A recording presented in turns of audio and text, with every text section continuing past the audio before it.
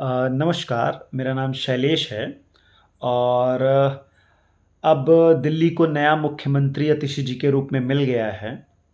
इसके लिए दिल्ली वासियों को बहुत-बहुत मुबारक हो और मुबारक इसलिए भी कि अरविंद केजरीवाल जी ने पूरे देश का सबसे पढ़ा-लिखा मुख्यमंत्री दिल्ली को दिया है। दिल्ली इस समय करंट में दूसरी महिला मुख्यमंत्री और दिल्ली की तीसरी महिला मुख्यमंत्री और दिल्ली की यंगेस्ट सीएम हैं अतिशी जी। उनको बहुत-बहुत शुभकामनाएँ। बात करते हैं अरविंद केजरीवाल के ऊपर। क्या इंसान है यार वो, क्या इंसान है। मुख्यमंत्री की कुर्सी एक झटके में छोड़ दी है और वो भी तब जब सुप्रीम कोर्ट ने उन्हें बेल दे दी है और वो भी ये कहते हुए बेल दी है कि आप किसी को भी हमेशा के लिए जेल में नहीं रख सकते हैं। जब ट्रायल शुरू नहीं हो रहा है तो फिर आप उन्हें क्यों जेल में रखा हुआ है बिना किसी सबूत के। तब उन्हें बेल दी गई है। बेल से वापस आने के बाद अरविंद केजरीवाल जी ने कहा कि मैं चाहता तो कोर्ट से बरी होना हूँ, लेकिन पता नहीं है कोर्ट केस कब तक चलेगा, जब ट्रायल नहीं हो रहा है तो तब तक बेल ही मिल सकती है। और मैंने अपनी ज़िंदगी में आज तक सिर्फ इज़्ज़त ही कमाई है, इसके अलावा मेरे पास कुछ भी नहीं है। मैं ये भ्रष्टाचारी होने का तमगा लेके नहीं रह सकता। इसलिए मैं आज और अभी मुख्यमंत्री के पद से इस्तीफ़ा देता हूँ। जब तक दिल्ली की जनता नहीं कहेगी कि आप ईमानदार हैं, तब तक मैं मुख्यमंत्री की कुर्सी पे नहीं बैठूँगा। उन्होंने कहा मैं दिल्ली की जनता के पास जाऊँगा और उनसे कहूँगा कि अगर मैं ईमानदार हूँ तो मुझे वोट देना, अगर मैं ईमानदार नहीं हूँ तो मुझे वोट मत देना। मेरी जितनी भी पॉलिटिकल समझ है और जितना भी मैंने सुना है नेताओं को और पुराने पढ़े हैं, मुझे आज तक कोई ऐसा नेता नहीं मिला जिसने कहा हो कभी भी कि अगर मैं ईमानदार हूँ तो मुझे वोट देना, अगर मैं बेईमान हूँ तो मुझे वोट मत देना।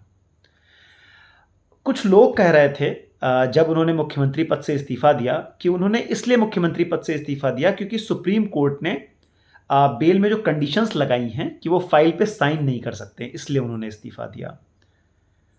उनकी जानकारी के लिए बता दूं, अरविंद केजरीवाल जी मुख्यमंत्री थे जिनके पास कोई पोर्टफोलियो नहीं था। उन्होंने अपने बाकी मंत्रियों को सारे पोर्टफोलियो दे रखे थे, तो पहले भी वो किसी भी फाइल पे साइन नहीं करते थे और अभी भी जो इम्पोर्टेंट फाइल होंगी, जो एलजी के पास जानी होंगी, उस पर वो साइन कर सकते हैं। तो ये बात तो बिल्कुल गलत है कि इस वजह से उन्होंने रेजिग्नेशन दिया है। दूसरी बात, जब उन्होंने रेजिग्नेशन दिया तो फिर से भाजपा के लोगों ने कहना शुरू किया कि अब सुनीता केजरीवाल जी को मुख्यमंत्री बनाएंगे और दिल्ली को नई राबड़ी देवी मिलने वाली है। अब जब अरविंद केजरीवाल जी ने आतिशी जी का नाम अनाउंस किया और उन्होंने शपथ ले ली है, तो उनके मुंह भी बंद हो गए हैं जो ये अफवाह उड़ा रहे थे कि सुनीता केजरीवाल जी को मुख्यमंत्री बनाएंगे। जो लोग ये अफवाह उड़ा रहे थे, उनकी पॉलिटिकल समझ पे मुझे तरस आता है कि आज तक पिछले 10 सालों में वो अरविंद केजरीवाल को समझ ही नहीं पाए हैं। वो एक ऐसी पार्टी, फास्टेस्ट ग्रोइंग पार्टी के मुखिया हैं, 10 साल में जिन्होंने नेशनल पार्टी बना दी है। एक और बात हुई, अरविंद केजरीवाल जी का जो सरकारी आवास है उसको उन्होंने रिनोवेट करवाया था। तो भाजपा के लोगों ने और भाजपा के कुछ चुनिंदा पत्रकार, सुशांत सिन्हा जैसे पत्रकारों ने बहुत गलत-गलत खबरें मीडिया में, आधी-आधी खबरें मीडिया में चलाईं, ये कहते हुए कि शीश महल बनाया है, करोड़ों रुपए लगा दिए हैं। उन्होंने खबरें इस तरीके से चलाईं जैसे मुख्यमंत्री अरविंद केजरीवाल ने अपने लिए घर बनवाया है और अपना पर्सनल घर बनवा लिया है उन्होंने।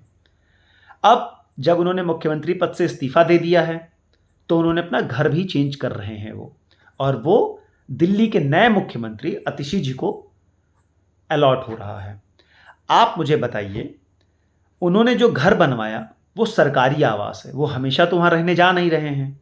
वो जब तक मुख्यमंत्री हैं तब वो वहाँ रहेंगे। अब नया मुख्यमंत्री आ गया है तो नया वहाँ रहेगा, आगे कोई और दिल्ली का मुख्यमंत्री बनेगा तो वो वहाँ पे रहेगा या कहीं और भी रह सकता है, लेकिन वो सरकारी आवास है। किसी ना किसी जो कॉन्स्टिट्यूशनल पोस्ट पे जो इंसान होगा उसको सरकारी आवास मिलेगा। अब ये सुशांत सिन्हा जैसे लोगों को, पूरे देश से माफ़ी मांगनी चाहिए, किस तरीके से इन्होंने देश को गुमराह किया है।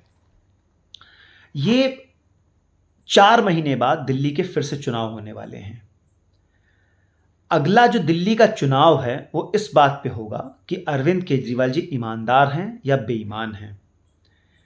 एक भाजपा वालों ने और भाजपा के जरिए कुछ पत्रकारों ने एक ईमानदार नेता की छवि को बदनाम करने की कोशिश की है, उनके ऊपर तमगे लगाए हैं।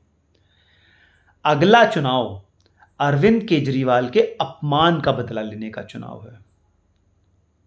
पूरी दिल्ली की जनता यह बताएगी कि अरविंद केजरीवाल जी कितने ईमानदार नेता हैं। नमस्कार आप सभी को।